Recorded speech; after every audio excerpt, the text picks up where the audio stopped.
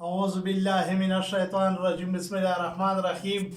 الیاس جو ټلیفون راوکړ، الیاس شینواري اشخیل کنه چې ویډیو وکړه چې خلکو ته څومره سیاسي خلک دي او کمیټۍ سره تعلق لرونکي چې سبا په 10 بجې لوړږي بجلی ګریډ له راشي هلته به کلي کچري چا څه خبره یي که نه نو هلته راشي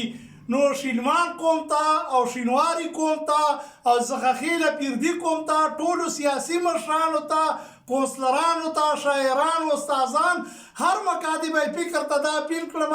چې هغه به راځي بجلی افسرانو سبا به ګریډ کې فاینل خبره یي ورسره سبا 10 بجو له چې کوم ځای که نه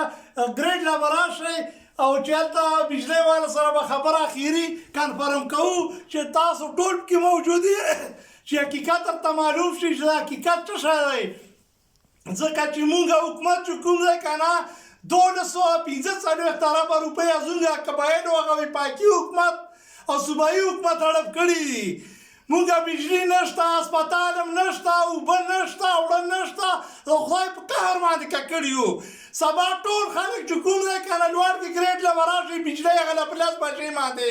اخري په دغه باندې خبره باندې به دې شعر باندې به خبرې خلاصې کړم چې که وطن زما په هیلو ښایسته کېږي، که وطن زما په هیلو ښایسته کېږي، هر ازغی هم زما په زړه کې مات شي. والسلام.